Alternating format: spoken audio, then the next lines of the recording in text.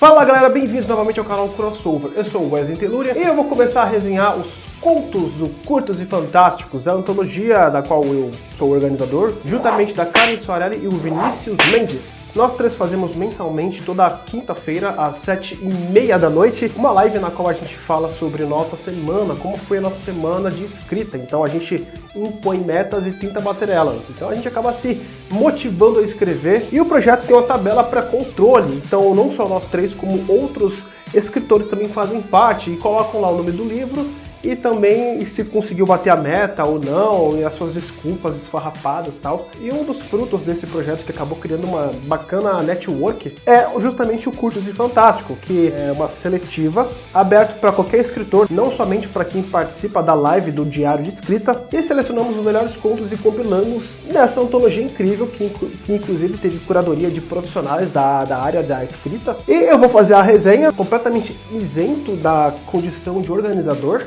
Eu, o Vini e a Karen, somos três, logicamente, e nunca vai ter um empate. Isso que é legal, porque é muito possível dois gostarem de um conto e um não. Então pode ser que, por exemplo, eu não goste de um conto X, apesar de reconhecer suas qualidades. Então assim, eu vou passar um por um dos contos e vou falar se eu gostei, se eu não gostei, o que gostei. E espere a minha mais sincera opinião a respeito de cada conto. E é isso aí.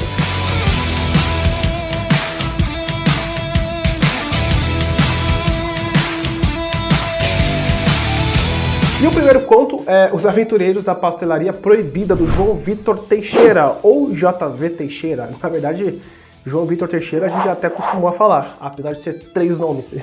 Um casal entra em crise por razões que você vai descobrir ao longo da trama. O primeiro ponto é que já temos um culpado, né? Um homem que, para tentar salvar o seu relacionamento, começa a dar explicações para sua companheira, no caso, justificativas de por que ele falhou com ela. A narrativa é em primeira pessoa, que, diga-se de passagem, é muito bem escrita. É um caminho bem pedregoso, que muitos autores, que muitos deles não têm tanta experiência, acabam se enveredando por esse caminho e não dá muito certo, porque se você não domina muito bem escrever em primeira pessoa, a história pode ficar confusa. A primeira pessoa começa a se misturar com a terceira e vira uma salada na cabeça do leitor. Algo que não acontece aqui no conto do João Vitor, que ele domina tão bem que você não sente que está em primeira pessoa. Você entende tudo que está acontecendo na cabeça do que está se justificando, né? O João, na verdade, João é o nome do autor e é o nome do protagonista que está tentando se justificar. Acredito que seja um alter ego dele, porque é raro, acontece, mas é raro,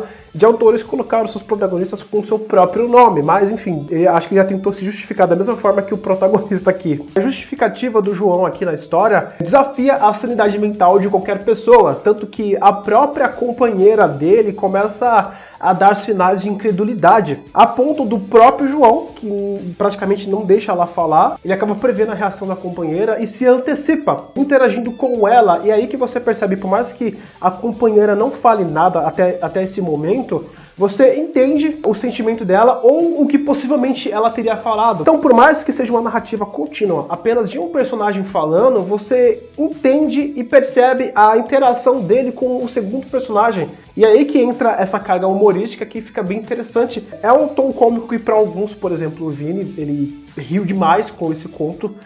A pessoa vai cair em posição fetal de tanto rir, coisa que não aconteceu comigo. A Karen Soarelli também foi outra que adorou o conto. O Guilherme Svaldi, que é o editor-chefe da Jambô Editora. E esse foi um conto que foi motivo de discussão entre os jurados. E não foi à toa que foi um conto vencedor. Por mais que fosse uma antologia em que tem vários contos, tivemos vencedores. E no caso foi esse. Eu achei o conto incrível, porém as técnicas usadas aqui, ou o caminho que o conto levou, me deu a sensação de já ter visto isso em outro lugar. Por mais que o final fosse dúbio, e a gente já vai falar sobre isso. Então, tanto para o caminho X ou para o Y, qualquer um desses que o final tomasse, eu não iria me surpreender, porque basicamente seria o que eu faria. E eu não rachei o bico como o Vini, por exemplo, e o Guilherme Svaldi, mas a leitura me satisfez. O final da história gerou uma guerra lá no Diário de Escrita, lá na live. Eu vou deixar o link em algum lugar aqui ou abaixo. Dê uma olhada, foi bem divertido. E eu reli a história para poder fazer a resenha e eu analisei ponto a ponto até realmente entender o que aconteceu. Assim, é possível você entender de uma forma mais palpável e é possível também você entender de uma forma que não fica tão literal. Por isso que gerou a briga lá na live. A partir de agora eu vou fazer uma inferência com spoilers. Então, assim, é interessante você já ter lido o conto. É rapidinho. São 6 páginas de um livro pequenininho que você consegue ler, sei lá, em 10 minutos, basicamente, 15 minutos, não sei, dependendo do seu ritmo. É muito rápido para ler, são 1000 palavras. E vamos ver se a gente concorda nessa conclusão final. A justificativa do João é completamente insana, fantasiosa, fantástica, e até aí ninguém acreditaria. Então, eu colocaria como mentira. Mas lá no final ele fala que tem a mania de falar a verdade. Então a gente já reverte para a verdade. Então, mudou já. Então até aí, ok, pra mim tudo aquilo ali foi verdade. Mas a confusão piora que num ponto intermediário a esses dois acontecimentos, que é a fantasia e a confissão para um outro amigo, é que ele diz que contratou a cosplay de princesa para que a companheira dele visse e ele validasse aquela versão dele. Ou seja, aí começa a bagunça. Ele contratou a cosplay para fazer a namorada dele acreditar nele. E depois ele disse que ele tem mania de falar a verdade. Ou seja, por conta da cosplay, que no caso é algo totalmente falso, dá a entender que a frase final dele, mania de sempre falar a verdade, foi uma ironia. Ou seja, a cosplay é falsa e a questão de falar a verdade é uma ironia. Aí eu falo, sim e não, não está completamente resolvida essa questão.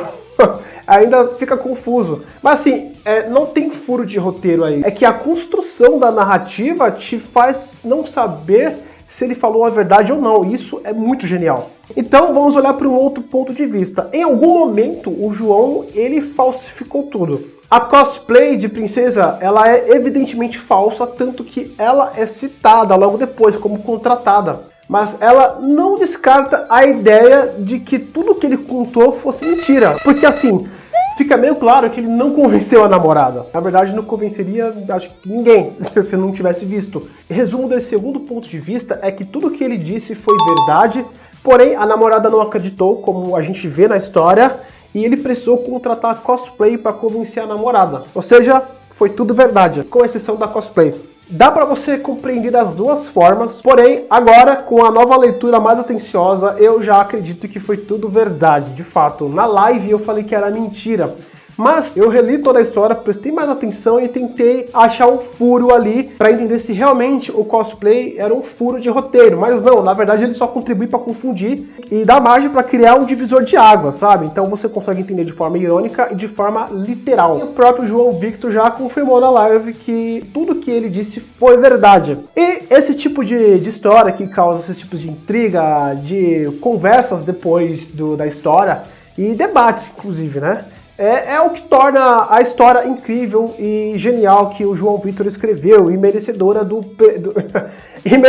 conto vencedor de toda a antologia. Parabéns, João Victor Teixeira, JV Teixeira, Teixeira JV. Eu dou a nota 9.5. E é isso aí, galera. Se vocês gostaram, curtam, compartilhem, se inscrevam no canal. E até a próxima. Falou!